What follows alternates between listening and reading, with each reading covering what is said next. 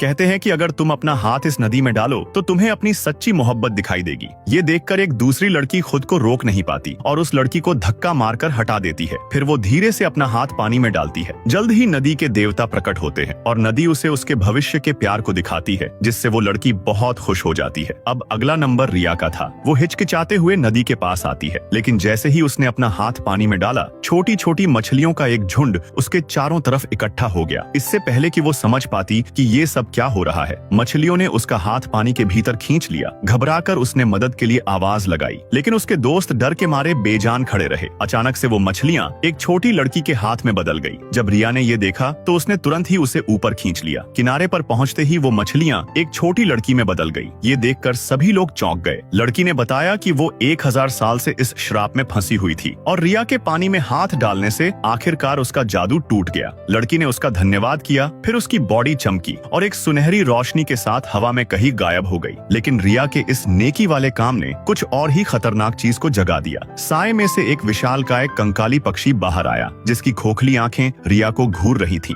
रिया को लगा कि वो पंछी उसे खा जाएगा, लेकिन उसने उसके सामने शांति से व्यवहार किया। लगा जैसे वो रिया से मदद मांग रहा हो। फिर रिया अपना हाथ आगे बढ़ाकर उसे समझने की कोशिश करने लगी, लेकिन उसके पीछे खड़े राजकुमार को लगा कि वो रिया को मारने वाला है। इसी के कारण राजकुमार भागता हुआ आया और उसने अपनी जादुई तलवार उस पंछी के सीने में घुसा दी। अगले ही पल उस पंछी ने अपनी ऊर्जा खो दी और हड्डियों के ढांचे में बिखर गया। रिया ने गुस्से में आकर राजकुमार को थप्पड़ मार दिया, क्योंकि उसकी लापरवाही की वजह से एक बेगुनाह पंछी की जान चली गई थी। प्रोफेसर ने सभी को अपने कमरे में वापस लौटने के लिए कहा। फिर उन्होंने रिया को बताया कि यहाँ हर कोई एक खास मकसद के लिए आता है और जिस तरह से तुमने उस लड़की को बचाया साबित करता है कि तुम वो पहली सच्ची राजकुमारी हो जो एक बहुत लंबे समय बाद इस स्कूल में आई है। अगले दिन प्रोफेसर ने सभी लोगों को हॉल में इकट्ठा होने के लिए कहा। फिर उन्होंने एक एक करके सभी के हाथ में पिन चुभोना शुरू कर दिया, जिससे उन सभी की उंगलियां चमकने लगी और उनकी पावर अनलॉक हो गई।